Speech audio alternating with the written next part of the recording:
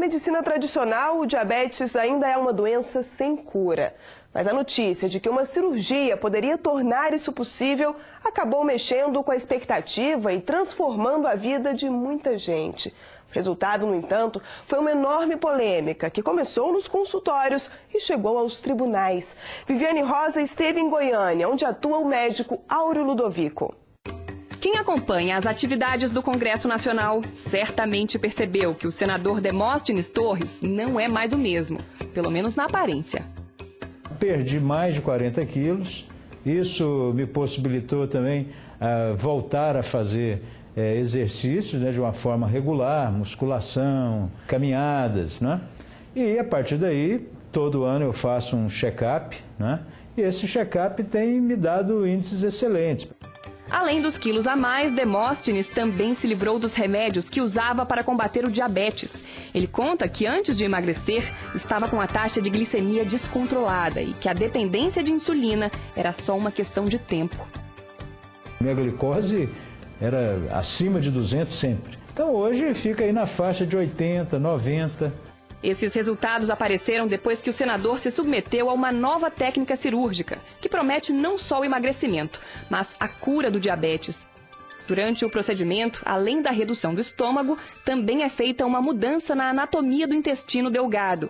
O íleo, responsável pela produção de hormônios que estimulam a ação da insulina, é retirado e reimplantado perto do estômago. Com essa mudança, o organismo passa a produzir mais GLP-1, hormônio responsável pela liberação de insulina. Eu posso dizer que realmente eu tive êxito nessa cirurgia. Alimento muito bem, como tudo, posso tomar uma taça de vinho com tranquilidade quando eu quiser e isso me deu ganhos mesmo em termos de qualidade de vida. A cirurgia foi feita pelo médico Áureo Ludovico, que já aplicou a técnica em centenas de pessoas, algumas famosas, como o apresentador de TV Fausto Silva. Mas nem todos os casos foram bem-sucedidos. Esta arquiteta ainda sofre com as complicações. Apesar do diabetes, Glória tinha uma vida normal. Não tomava remédios, pesava 50 quilos e comia de tudo. Só decidiu fazer a cirurgia para se prevenir das consequências da doença. Mas foi justamente a operação, que custou R$27 mil, que trouxe sérios problemas de saúde. Sem conseguir comer, ela chegou a pesar 39 quilos. Eu não conseguia comer nada. Comia, eu vomitava. Tinha que vomitar, porque aquilo ficava aqui, ó. Certo? E meus filhos tinham que bater nas costas, até hoje é assim. Já se passaram quase 3 anos, mas a arquiteta ainda não voltou ao trabalho e raramente sai de casa. Diante de tantos problemas, Glória, que também perdeu parte da visão, diz que procurou o responsável pela cirurgia. Eu tenho mágoa. Mágoa porque ele não foi verdadeiro comigo. Falou que não ia mexer no estômago, mexendo no meu estômago. E mágoa no sentido de que ele não quer me dar a assistência que eu tenho que receber dele. O drama desta comerciante, operada há 5 anos, é parecido. Diabética, Diva foi para a mesa de cirurgia com 63 quilos. Em 4 meses, perdeu mais de 1/3 do peso. Eu fiquei muito magra. Eu não conseguia sentar, perdi as forças. Eu como menos que uma criança de 2 anos. Se eu forçar, volta. A cirurgia também não deu certo em Daliana. Depois de passar meses na UTI entre a vida e a morte e de ser submetida a mais de 10 operações, ela começou uma batalha judicial contra o médico. O estômago ficou reduzido a quase uma moeda do que ele fazia. Ela não bebia água há 3 anos. Água, pra você ter ideia. A alimentação toda era parenteral, que é uma por sonda aqui do lado, você vai. Ocasionou problemas psiquiátricos nessa pessoa, uma menina jovem, começando a vida, tinha passado um concurso, foi aposentada em razão dos problemas de saúde dela. No caso de Daliana, que não é diabética, a intenção era só perder peso. Com 76 quilos, ela queria fazer a cirurgia bariátrica convencional. Neste vídeo postado na internet, diz que foi submetida à técnica de interposição de íleo sem saber do que se tratava. Além disso, garante que foi induzida pelo médico a engordar ainda mais. O doutor me falou que se eu pesar 100 quilos, ele resolvia o meu problema definitivamente. Depois que ele me falou isso, eu passei a comer com o meta de chegar aos 100 quilos. E em abril de 2005, eu com 95 quilos fiz essa cirurgia. Eu operei, depois que eu operei, eu nunca mais consegui parar de vomitar. Quando o drama de Daliana ganhou as páginas dos jornais, outras 11 pessoas entraram no processo. Áureo Ludovico é acusado não de erro médico, mas de submeter pacientes a um procedimento que ainda está em estudo.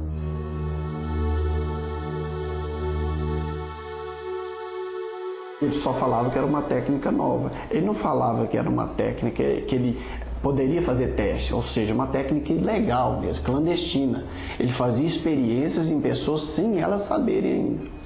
Patrícia só soube quando a mãe já estava morta. Terezinha tinha 52 anos, era diabética e usava insulina. Segundo a filha, a operação foi de graça. Eu falei, por que cortesia? Eu falei, não, porque eu estou dando para as pessoas, para 40 pessoas que não têm condições para fazer a cirurgia. Então eu pensava, nossa, mas ele é bonzinho, né? A cirurgia, feita em setembro de 2006, durou mais de 6 horas.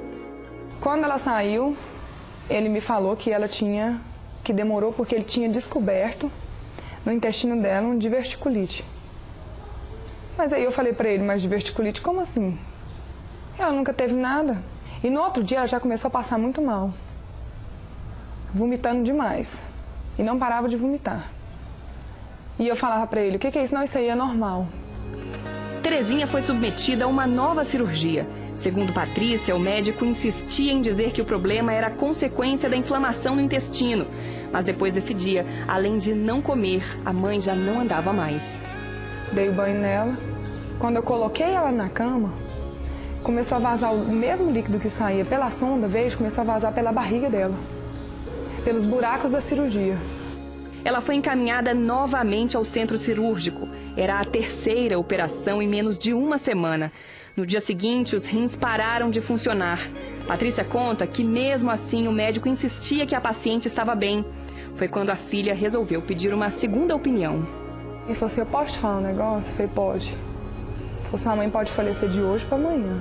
Peguei o telefone e liguei pro doutor Áureo. Falei, doutor Áureo, pelo amor de Deus. Conversei com o médico da UTI agora, ele falou assim que minha mãe pode falecer de hoje para amanhã. Ele falou, se você continuar conversando com qualquer pessoa que seja, eu vou abandonar sua mãe. Alguns dias depois, Terezinha morreu. Só quando foi ao Ministério Público Federal, Patrícia soube da existência de outras vítimas. Diante de tantas denúncias, este procurador entrou com uma ação civil pública contra o médico. Eles não sabiam que esse procedimento não tinha respaldo prévio em pesquisa médico-científica.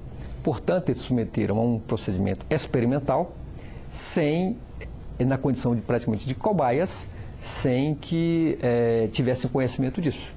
A ação chegou à Justiça Federal no início do ano passado.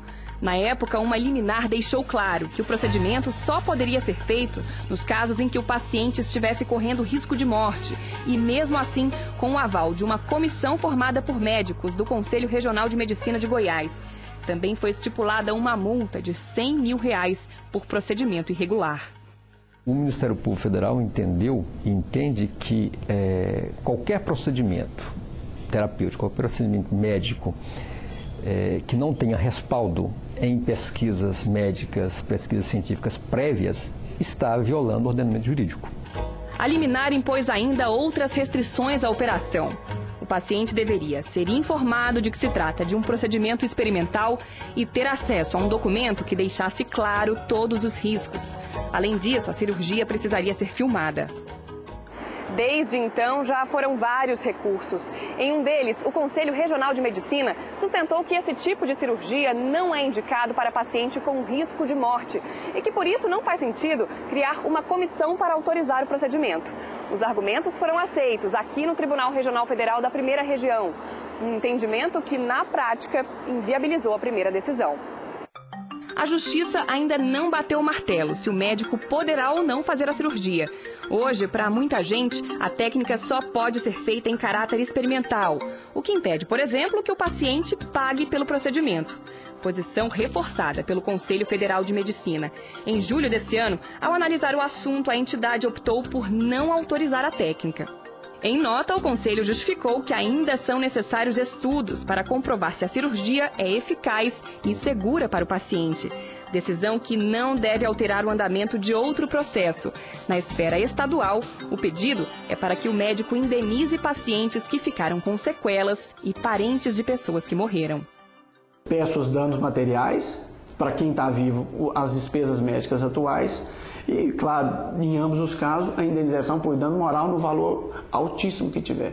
Não consigo trabalhar, eu não tenho uma renda, né? Não tenho como. Já tentei, com a aposentadoria não consigo. Então está muito difícil para mim. Eu gostaria de ter uma reparação nisso aí, né? E a intenção nossa no Conselho Regional de Medicina aqui de Goiás é que ele seja cassado, a licença dele seja cassada. E ele não mais possa praticar medicina em nenhum lugar do mundo. Esse também é o desejo de quem foi obrigado a arcar com as consequências de uma cirurgia mal sucedida. Nossa, eu sofro até hoje com o falecimento da minha mãe. Minha mãe era tudo na minha vida, minha mãe era a base da casa.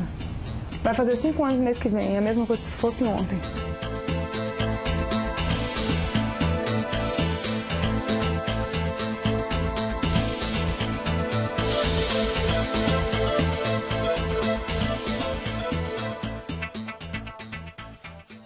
Procurado pelo Via Legal, o médico preferiu não gravar entrevista. Quem falou sobre o assunto foi um dos advogados dele.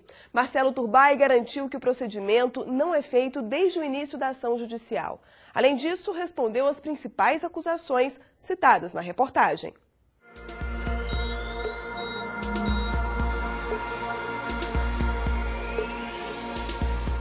Dr. Áureo, desde o início, sempre afirmou que não é um procedimento experimental. É uma técnica cirúrgica que já foi pela primeira vez descrita em 1928, mediante uma publicação em uma revista técnica internacional. E nos últimos 80 anos, esse procedimento tem sido indicado para cerca de 60 aplicações médicas, sendo que na década de 80, especificamente, ele foi descrito por completo.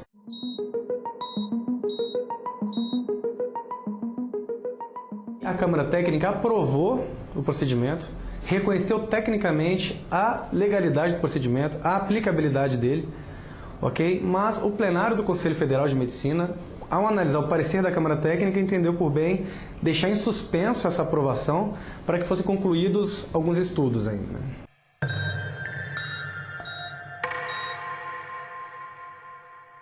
De forma alguma, até porque, na verdade, eu não sei nem te afirmar de quem ele cobrou, de quem ele não cobrou.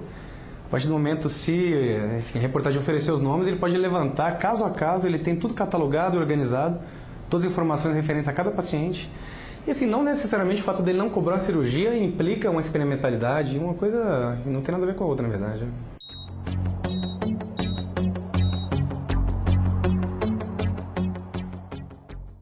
A cirurgia bariátrica como um todo, ela tem uma taxa de risco que é razoável, né? A cirurgia digestiva, né? no trato digestivo comum, ela tem entre 0,2% e 2% de taxa de mortalidade, que é alta.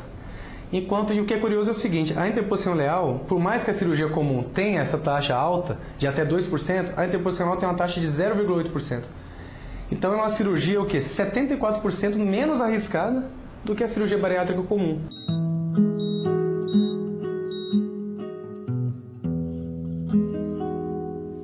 Olha, eu acho isso muito pouco provável, muito pouco provável. O Dr. Áureo tem uma medicina de excelência em Goiânia, reconhecida e conhecida há décadas. É um profissional de escola, reconhecido no Brasil inteiro. Opera em São Paulo, em Goiânia, já operou diversas pessoas do mundo afora.